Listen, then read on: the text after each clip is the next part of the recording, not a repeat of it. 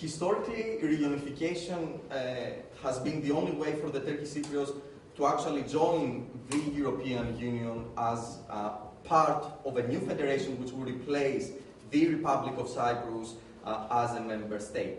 And this meant that the division between moderates and hardliners has been, to an extent, transformed between a division of pro-EU moderates and Eurosceptic hardliners. This was particularly evident the years before European Union accession, where both moderate civil society and political parties embraced European integration as a major positive aspect of reunification. And this way, the linkage between the solution to the dispute and the European integration of the Turkish Cypriots allowed the European Union to become a defining factor of the, let's say, of the ideational profile of political parties and civil society. This is actually most vividly seen in moderate elites that moved from Euroscepticism to supporting the European Union because it served their other aim of reunifying Cyprus. And the best example of this movement from Euroscepticism to support of the European Union is the trade unions, who played a very important role for the pro-EU movement back in early 2000s, but also of the Turkish Republican Party, which used to be much more Eurosceptic than it was just before and after the Annan Plan. But this change in ideas also came with a redistribution of power in politics and society.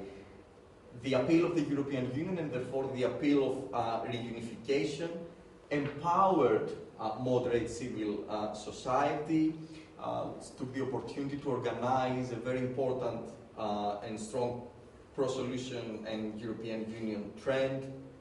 And if you were around in Cyprus at that point, obviously you will remember, or some of them you might have actually taken part in those demonstrations. But most importantly, the support of the European Union led people to elect moderate political parties for the first time in history, in the history of Northern Cyprus in 2003 and then in 2005. More recent years have seen a decrease in the public support of the European Union. Again, you might be very familiar with the reasons why. This is mostly because Greek Cypriots who rejected reunification were actually allowed to enter the European Union by representing the Republic of Cyprus, while Turkish Cypriots who favored reunification were left outside. And this decrease in public support of the European Union has meant that there is less appeal of the moderate civil society, less appeal of the moderate political parties, who have not performed that well in elections, and in some respects this can also be seen as a result of decreasing support of the European Union.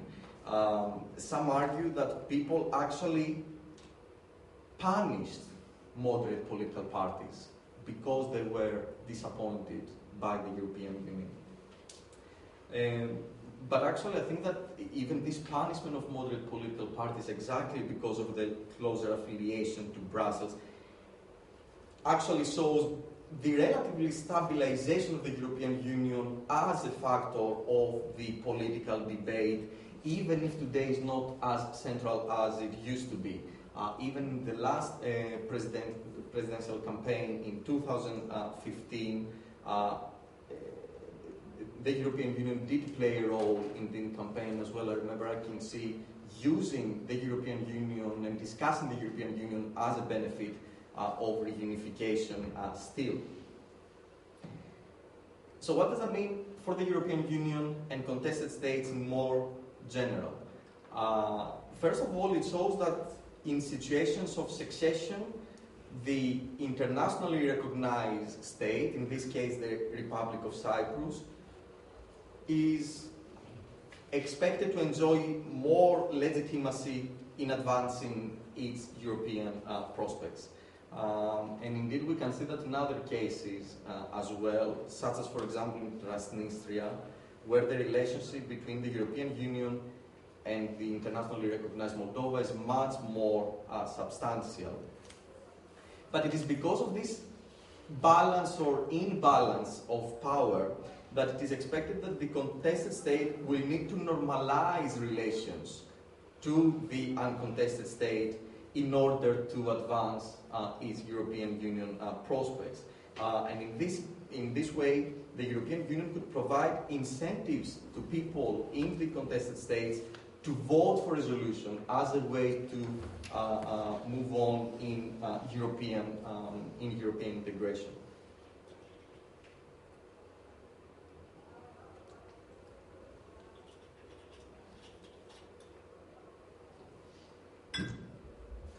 The second parameter of contested statehood that I'm discussing in the book is the lack of recognition. And the first thing we could say about it is that it has posed very important obstacles to the development of relations between the European Union and the Turkish Cypriots. Perhaps the best example of this is the trade regulation, the proposal for a trade regulation, which is not implemented exactly because the Greek Cypriots suggest that if there is implementation, it will mean an indirect recognition of the contested state, and this is why the regulation has not been implemented. This is actually expected to be the case with many contested states where the efforts for independence are strongly opposed by the state they try to succeed from. For example, in 2007, a visit of the European Union Special Representative to Nagorno-Karabakh was actually criticized by the Prime Minister of Azerbaijan on the basis that this will mean legitimization of the public authorities of the contested state and will allow them to claim greater legitimization. But this problem of recognition has not actually stopped the relationship between the European Union and the Turkish Cyprus altogether. And one interesting result of the problem of recognition is that it has meant that the European Union has tried to deal more with non-state actors, particularly civil society or technocrats, rather than public officials. The most obvious example here is the Green Line regulation, where you actually have a non-state actor, the Chamber of Commerce, replacing or playing the role of the Ministry of Trade. So in any other case, a regulation like the Green Line regulation would have needed the involvement of the Ministry of Trade, but in order to avoid dealing with authorities of the tyranny, the Chamber of Commerce was asked to play this role. So in a way, it's, I think that was a very way of describing it even better than I could do in the book, a platonic relationship between the European Union and the Turkish Cyprus. I found that very accurate, actually. But this unique form of engagement, again, it has important implications for the distribution of power among local actors, and particularly in favor of civil society and of technocrats, because of their access to the European Union resources and expertise. Again, a very good example is the Chamber of Commerce. Through their role in the European Union, they have managed to play a very important role, not only domestically, but also at the Brussels level with the establishment of an office there and so on. And it is interesting that other works have also reflected on an important empowerment that comes from the European Union of civil society in other contested states, like, for example, Abkhazia. And I think there is a lot to be said, and more research should be done on whether there is a link there between empowerment of civil society and the lack of legitimacy of public authorities. The third parameter of contested statehood that I try to explore is international isolation. Because of the isolation, the Northern Cyprus remains relatively underdeveloped. It's not really integrated into the international system. And this has offered the European Union with a few opportunities. The opportunity to promote development through infrastructure projects, but at the same time the European Union has also tried to address the international isolation and include the locals to EU programs like networking opportunities and so on. And here you can see an extract from a European Commission document that tries to offer more opportunities for Turkish Cypriots abroad. At the political level, the international isolation has increased the appeal of European Union integration, and therefore the solution of the Cyprus issue based on a compromise. So following from this, moderate elites like political parties are empowered, and this can again be most vividly seen in the period leading up to the European Union accession. Many contested states, like South Ossetia or Abkhazia, they are characterized by an important degree of international isolation. This not only offers the EU with more opportunities to promote development and international integration, but also potentially increases the importance of European Union relations for these contested states. And some preliminary evidence seems to suggest this, such as, for example, the case of Abkhazia. And the influence of the patron states, the last aspect of, the last parameter of contested statehood that I explored and tried to see how it affects the process of Europeanization. First of all, the influence of Turkey as a patron state in the domestic affairs means, in a way, a parallel process of Europeanization. EU support in the patron state means that the patron state will most likely be in favor of pro-European political elites in the contested state. This was actually quite clear in the case of Cyprus in the period around the time of the accession. On the other hand, the EU might actually face some form of antagonism from the side of the patron state as an alternative pole of attraction, really, but also as an actor that engages in the contested state. And it's interesting to note here that the patron state begins from a comparatively better position because it recognizes the contested state, so they can develop and work with, develop relations and work with authorities much easier. The role of the patron state is very important for many contested states, particularly the states of the post-Soviet space, which enjoy strong Russian support. Transnistria is a very interesting example here. How the signing of a partnership agreement between the European Union and Moldova actually pushed the contested state towards Russia, in a similar way to how Turkey's Cypriot disappointment with the European Union in the post-accession era has increased the power of hardline forces who advocate stronger links with Turkey. So this is what the book talked about, and if I could summarize perhaps what is the impact of the European Union in Northern Cyprus, it has, and how this is mediated, of course, by contested statehood. It has, of course, made it much more difficult to engage because of the lack of recognition, also because of the role of Turkey, but there is still some important impact, development impact, more integration of the locals international relations, and also an empowerment of moderate forces, particularly of civil society. So in the last part of my presentation, I will try to see what was not discussed in the book, or some research avenues that are left unexplored and I think will be interesting to look at. First of all, something that will be interesting to see is not just the impact that the European Union has on contested states, but actually what are the policies of the European Union towards contested states. Of course, it will be interesting to look at more cases of contested states and the differences there. Other aspects of the domestic affairs of contested states, for example, a very important part that my book did not really discuss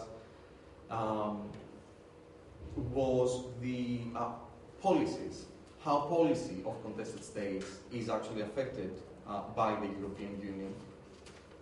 Also interesting to see if there are any lessons from the book with regards not necessarily to contested states, but contested regimes.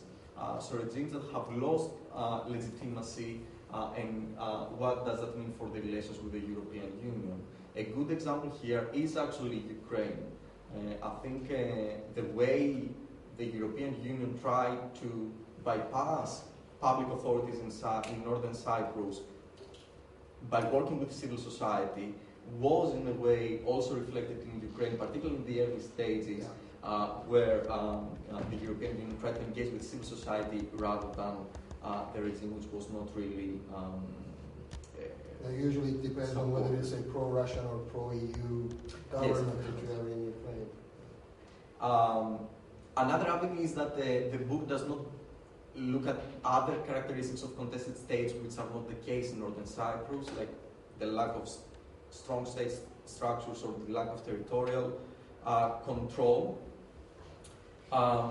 Other international actors and contested states beyond the European Union, what sort of relations they develop and how they're impacted by contested statehood. And finally, an important link between contested statehood and conflict resolution. My book was a lot about the European Union in northern Cyprus, how it is impacted by the fact that it is a contested state, but it didn't really look at what is the relevance of all this for the conflict in Cyprus, and indeed for the conflicts in those contested states. So I think this is an important topic to be discussed. And the last part of my presentation, the last slide here, will be about a new project that I'm developing, and in a way has been informed by the book, and in some ways actually draws on those research avenues and picks some of them to discuss them in more detail. So this is the question that I'm looking to spend the time thinking about in the next, 5, 10 years. It depends how the research will go.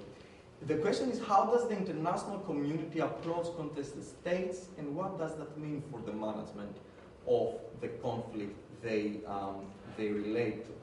And if you look at the literature, there have been many works on conflict, there have been many works on statehood and unrecognized states, but considering that the emergence of contested states is either the root of a regional conflict, or sometimes is a very important milestone in the regional conflict, like for example in Cyprus, it is quite surprising that there hasn't been a lot of combination of the two, a lot of combination of discussion on statehood and unrecognized statehood and conflict themes. So this is what I will try to do.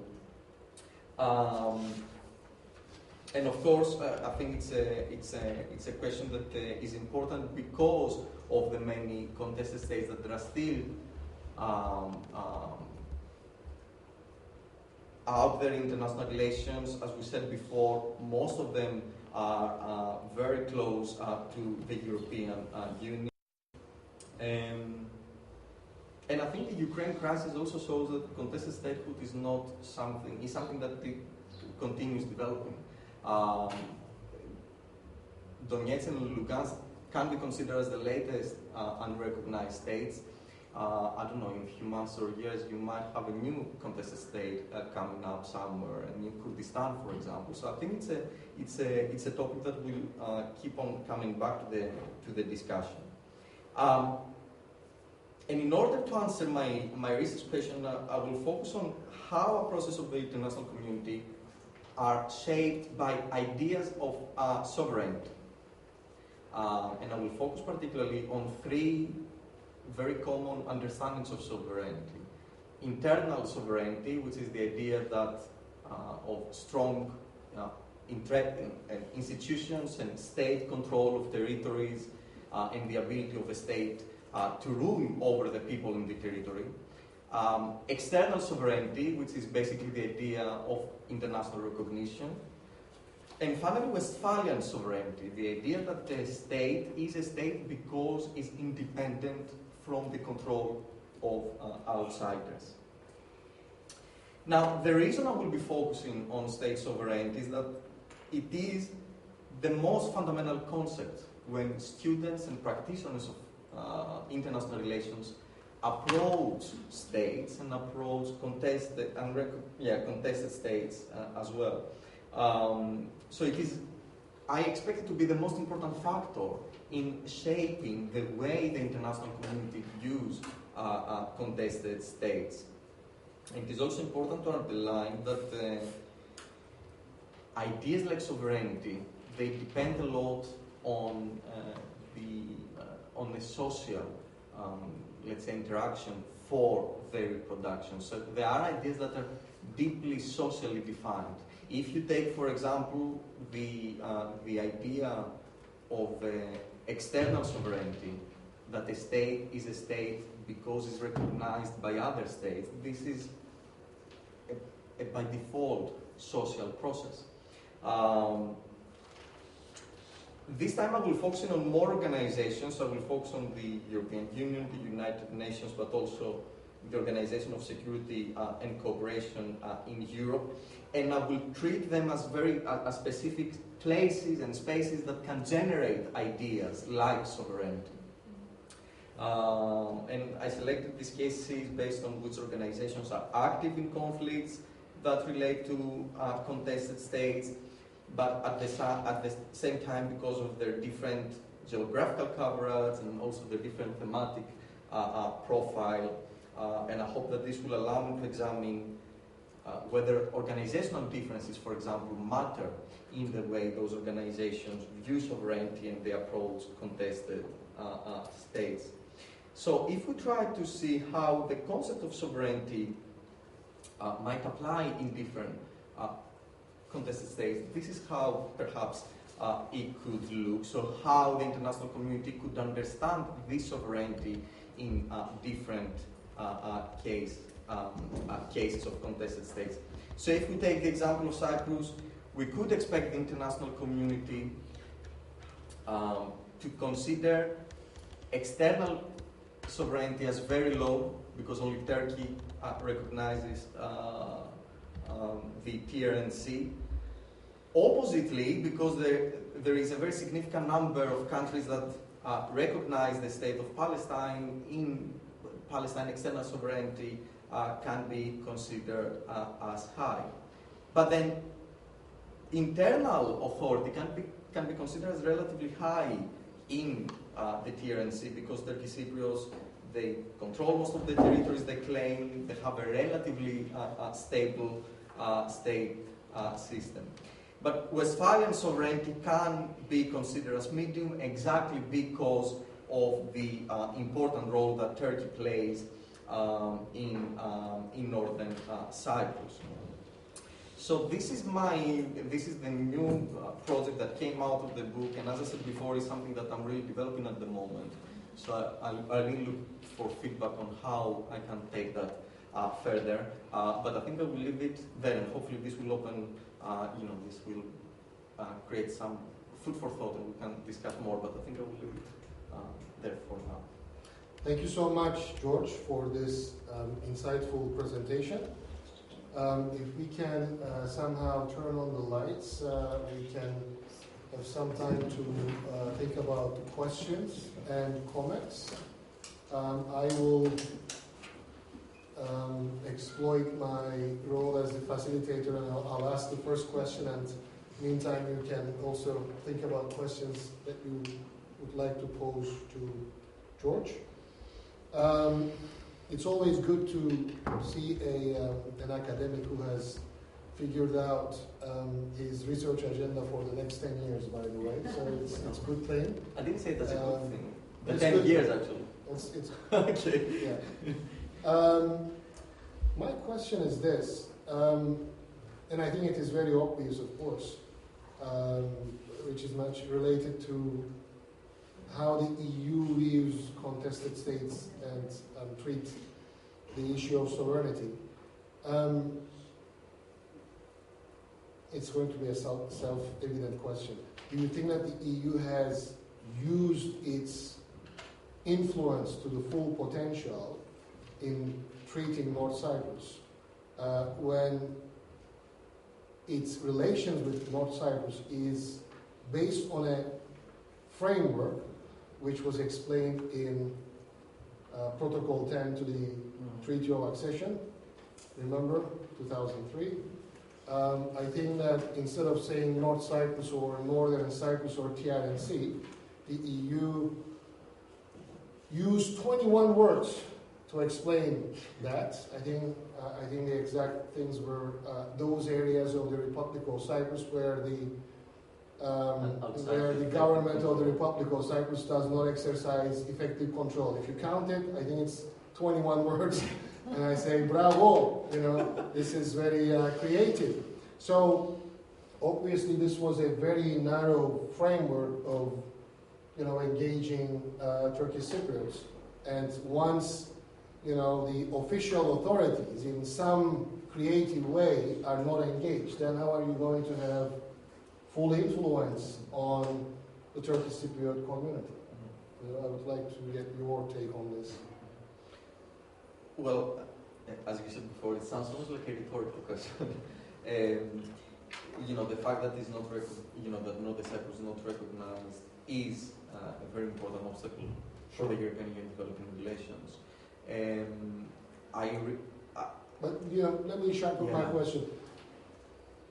Are there any other creative ways of engaging the official authorities without calling them official authorities? Because at the end of the day, if you want to have an impact, it's going to pass from either legislative or executive decision-making of the political elites. Engaging civil society is one way, but what is the power of civil society over legislative and executive decision-making? There has been... It's a hard question because in a way it's almost hypothetical.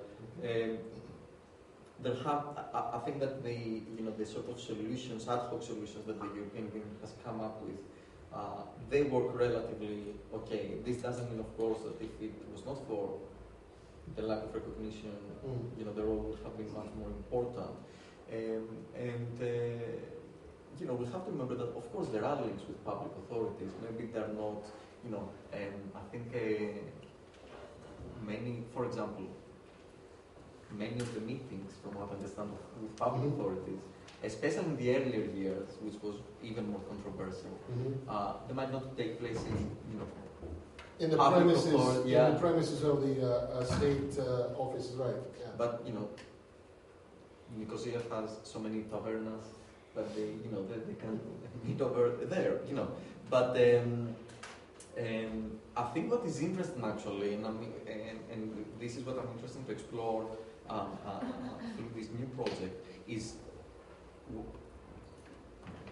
there is a story there, I think, to be told about how member states of the European Union, including, of course, in this case, the Republic of Cyprus, represented by the Greek Cypriots, almost put a straitjacket to the European Commission. Yeah. And how the European Commission can actually work within this straitjacket. Yeah. So I think there is an interesting story to be told there. I hope this sort of answers the question. Okay. Questions? So I guess my question is not unrelated to the question you asked a couple of minutes ago, actually. You talked about how the European Union tries to engage in a solution, actually. But at the same time, one could also argue that even though they haven't been able, willing to engage or Europeanize the solution for the Cyprus problem, they have been quite capable of Europeanizing the problem by accepting the Republic of Cyprus in the European Union without a solution. I guess you used the word whether they have used their full potential to come up with a solution for the Cyprus problem, and I think in this case the answer could be no, because they could actually use accession to the European Union as a pressure to come up with a solution eventually. I think you're absolutely right. I think what are sort of, I think when I talk about potential was what is the potential given that we take for, in the post-accession era, basically, without looking what happened. Right. Of course, if you look at what happened, there is no question that, as the membership has been used in a way. Well, there's no question that this brought a problem. To what extent this was possible, I'm still not sure. If you remember how it happened, the important role that Greece played at that point. When you have a country like Greece that says to you that, if you don't bring in Cyprus, I'm not going to bring in anyone. How can you actually work? Of course, the problem becomes even more problematic when you have the Republic of Cyprus in. I actually think, to give a slightly positive tone to this, that if you look at broader European Union politics, Cyprus has been a lesson for the European Union, particularly for how they handled the relations between Serbia and Kosovo, where they made sure that none of the two gets a free ride to accession without actually resolving the problems. Good point. Yeah. Kyris?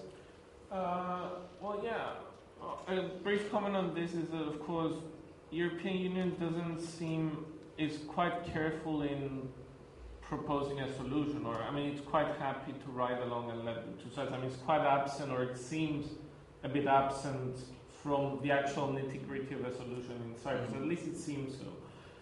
My question would be, on your project, do you think that you can extract generalizations about how the EU affects the politics in contested status, or would these be accidental generalizations? Not really generalizations because of the contingencies and the specificities. Each case is unique. With Russia, there's different politics. It depends. The contested status around Russia, one policy. Contested status such as Turkey-related or Palestine, different policy, and any generalization might be accidental, because it just happened. So, what do you think about that? One of the restrictions of this book is that actually very EU-centric. So, the idea of this project is that we'll try to bring the discussion into a bit broader international relations.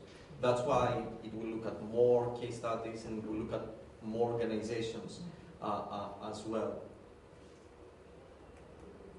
I hope that this will bring some the aim is also, many times in theory building and in writing about politics is to try to come up with generalizations that can be applicable to other cases.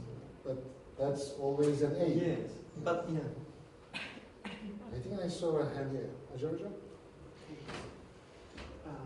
Actually, I have a few questions that I would like to limit.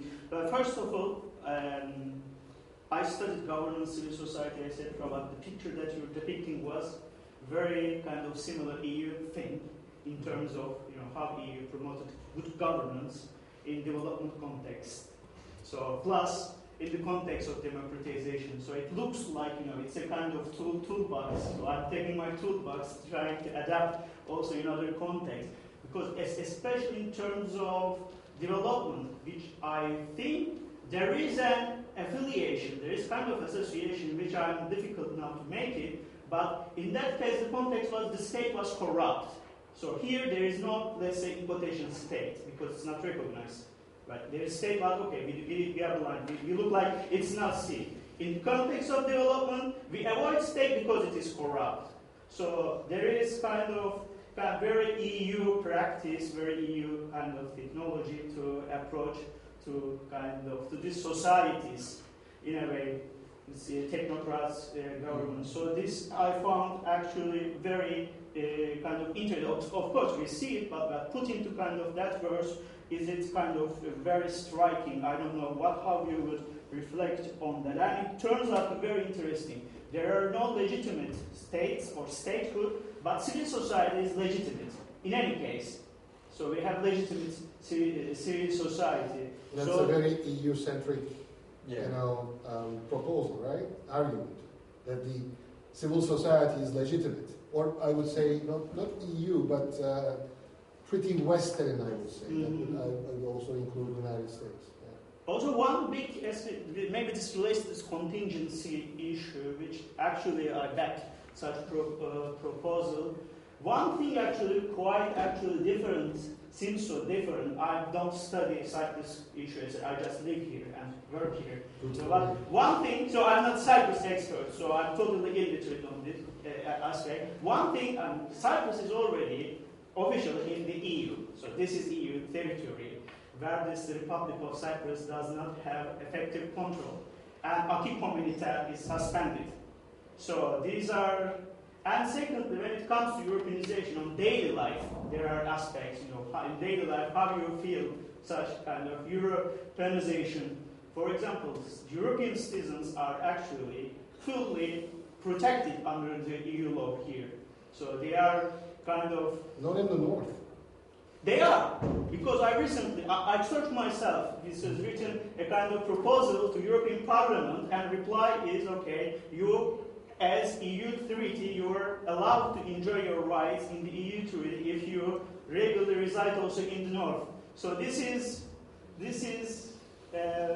kind of an issue, because this is in a way European territory, so this adds maybe more complicated. Another issue, when talking about statehood, one aspect, maybe it will be possible in such cases, contested statehood, to also examine the changes in the notion of statehood itself. So, because it appears to be that you have your ideal category or correct category of statehood and measure this aspect, but statehood is a kind of concept, notion, which also changes itself, but also the idea is also being kind of impacted also by this particular kind of exercise, because EU is itself also now experiencing a different notion of statehood. Let's say more Australian, post-national, whatever. There are also such notions are also around. So maybe adding up. Concrete question, Jean. Maybe adding up to this list of, let's say, further research, statehood maybe is also kind of concept which you might maybe add up with this research to contribute to the literature. Thank you. Lots of questions, as you said. I actually think, because I would like to regard myself as a very optimistic person, that my presentations tend to be have a very positive feeling, while actually the reality might not be the case. I say that because you mentioned civil society. Now, in comparison, there has been, I think, indeed an empowerment of civil society. But this by no means actually a powerful civil society because of the European Union. One of the biggest problems that is actually recognized by the European Union itself is that any help that has provided to civil society, so financial assistance or technical assistance, is very short-lived. I started research in civil society that goes back to 2002 or 3. The programs of the European Union started in 2006. Most of the organizations that benefited from the first round of programs today they don't exist.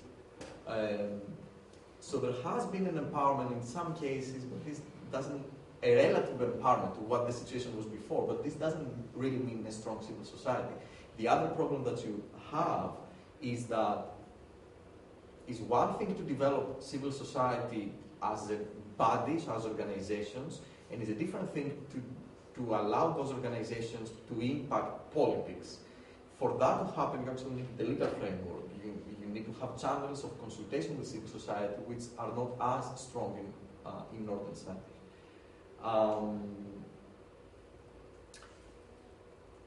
I'm still trying to make my mind on statehood, but I think that probably I would disagree with your assessment that statehood changes. I actually think that statehood and sovereignty and state sovereignty is perhaps one of the most persistent ideas of international relations. What changes is the way people use them. So how we use state sovereignty to put forward certain objectives and so on. But those ideas that a state is a state because it has people and territory, because others recognize it, this is still pretty much the case. And if anything, contested states, in a way, they reconfirm the centrality of statehood because the very first step to become a contested state is that you self-declare statehood, which by itself shows that statehood continues to be a very central idea of the international relations, continues to be a way through which people see themselves as becoming important in international relations. So maybe we'll meet in 5 years and I will tell you if I still think the same. Whether it is the ancient Greece's polis or the medieval Italian Stato or state as we call it today, what you're saying is that the basic idea is that the ingredients of the state are pretty much persistent. So. No. 5 years, get a rendezvous. So yes. Meet and see if that was the conclusion. Go on, Jean. Okay, I will push back because this is, of course, in an abstract term, it is correct. But what about those states, in a way, are not able to protect themselves? First of all, in a basic term, and secondly, there is this idea, very 19th century of conception of, let's say, even. Okay, it is also historical, but in a way unhistoricized conception of statehood, which has itself actually changed. Okay, my actually help here is also more first political theory and also political economy. Let's say state protects the citizens, but also state engages in polis, meaning biopolitics. Later on, this welfare, this will not be decided. These were not the things that you expect from the state to do. Later on, we have now later called this riskless state, because state protects you from the risk of modern society. And later on, also there is this aspect: state also has an authority on intelligence. So state knows how we would govern our lives. It prepares all these statistics, and these are, in a way, adding up governance roles. So what I had in mind actually was such kind of aspects. But of course, in this, I would call narrow sense, of course, you would not disagree. Of course, I agree with that understanding. But what I had in mind, when defined, because I do also write something about statehood, but this was the kind of literature that I kind of draw upon when I do this more, let's say, political economy, more new Marxist political economy, and more inspired by social theory. So in this case, actually, there are very interesting things, I would say. Thank you. Okay, other questions? Richard?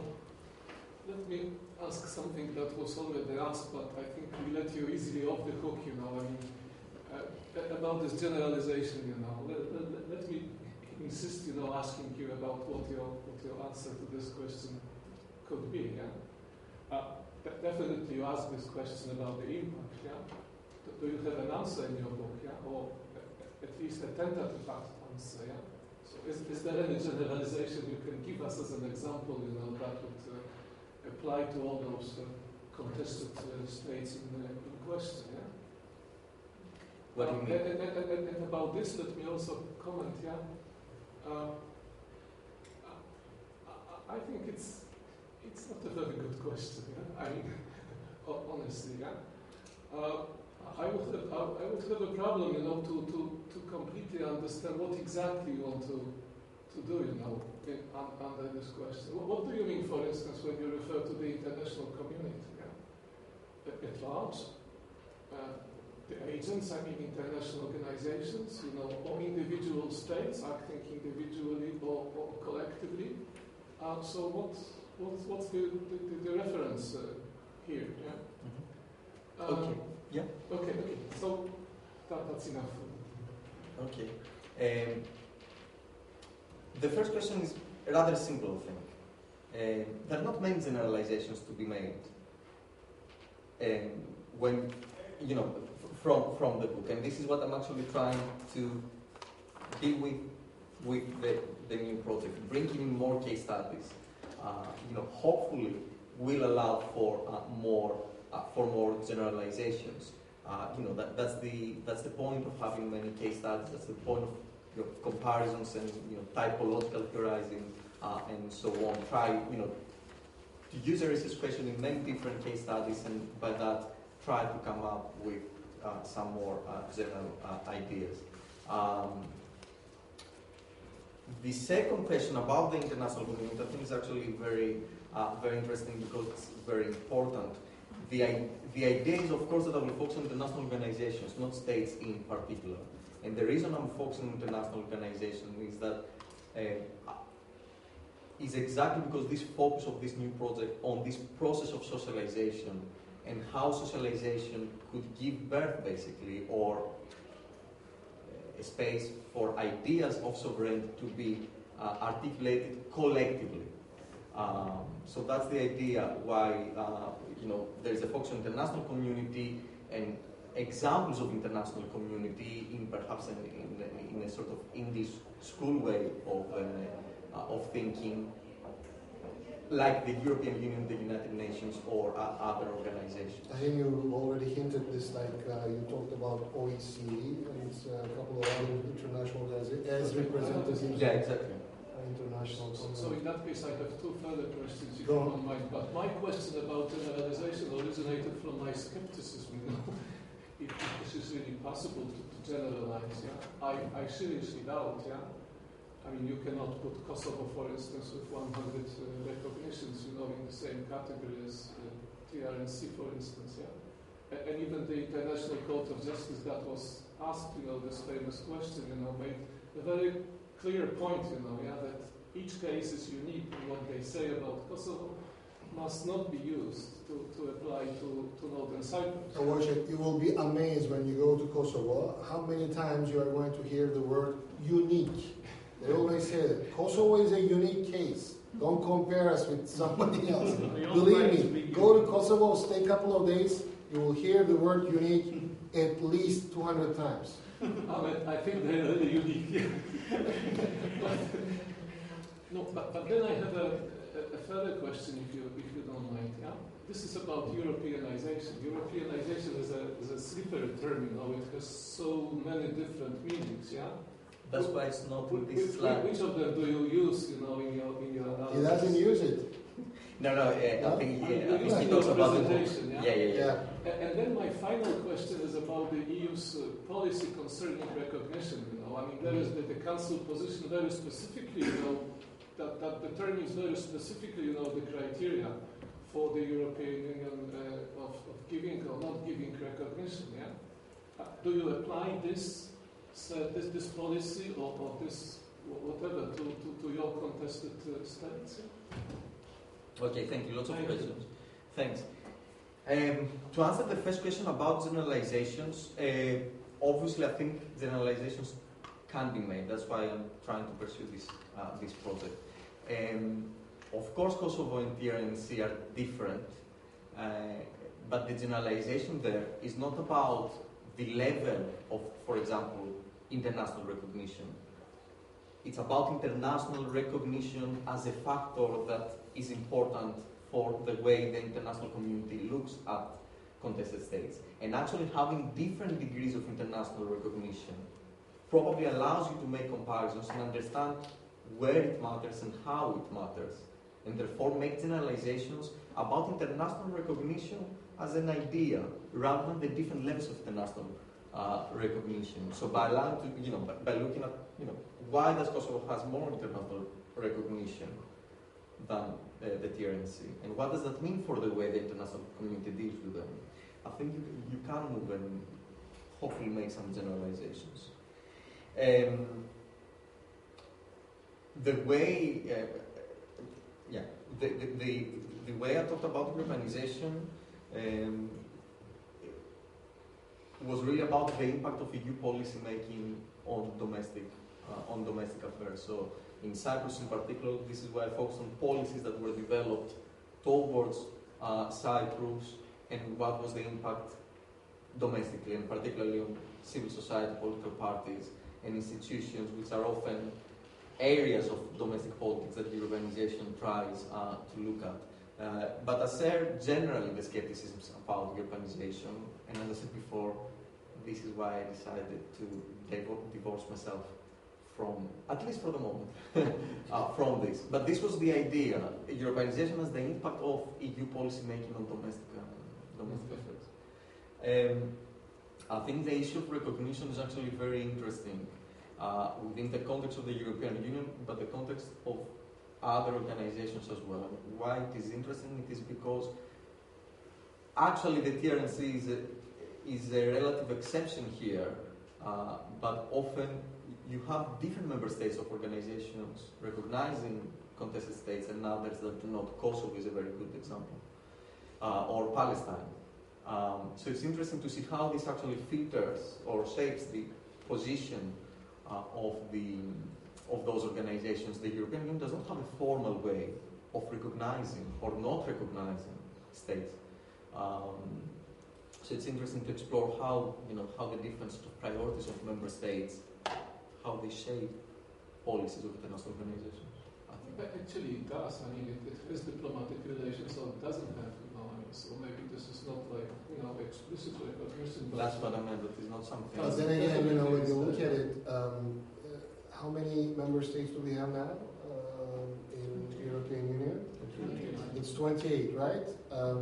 With the Croatia as the last one. When it was 27, I think that 22 of them recognize Kosovo, and 5 still do not recognize Kosovo. I don't know if Croatia recognizes Kosovo.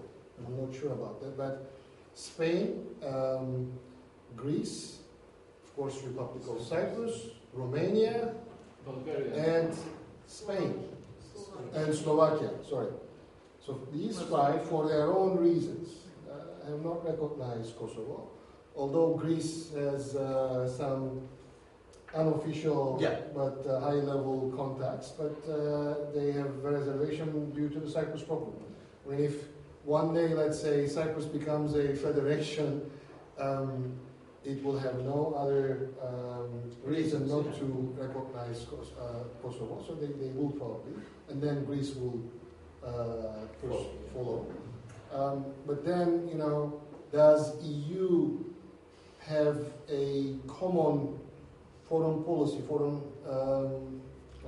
Is it really related to foreign policy, or what you're saying is that probably, Wojciech, that it has legal guidelines probably as to how to, open relations with or establish relations with other countries, but then those are not really enough to prevent a country from recognizing or not recognizing a state. So it's more of a political decision. I think we'll take the last question and then we'll close up. Go on. Help him out a little bit. Okay. Kosovo and Cyprus. I was there in Kosovo for a while, so I know a little bit about it. In the Kosovo case, Turkey was part of the NATO intervention, and also there was Turkish influence. So there is some sort of military intervention plus with F-6 planes, and plus the influence later on to help out economy and stuff like that. Economy and political development. Teaching, for example, people at bill camps so that they can come to high-ranking places. So there is some kind of a relationship there. And then there is this Muslim identity. The Kosovars are Muslim, and there was some kind of a genocide. Here there is a parallel. And the Russian factor. Never wanted Kosovo to be an independent state, but they managed to do that. So there is some kind of relationship. I just have some of them right now, but you can figure out more later on. Thank you. Okay. Thank you for the presentation. Thank you. Harris, have Yeah, the just- last question. Oh, I'm glad. What I was going to say was it's interesting what you mentioned about Kosovo and Spain. And the reason Spain is not recognizing Kosovo, and like maybe with the generalizations and the sort of way of history, is that you might get, it is quite conceivable that you'd get contested states within the EU. Well, we'll have one. Oh, yeah. Right. Yeah, but I mean, That's the one. yeah, but I mean, oh, yeah. No, that's the one.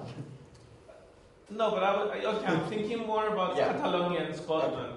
So, it reflects, I mean, that's why Spain is saying I'm not recognizing Kosovo mostly, it's because of Catalonia. So, in the Each future... one for its own reason. Yeah. Romania for its own minorities. Yeah, so, it is... Hungarian minorities, right? In Romania? Yeah, do they have do they actually lay claim Geographical the minorities in Romania? Do they lay claim to statehood? I mean, this is why There's Spain... a potential, that's why they want to open up that precedent. So, there's...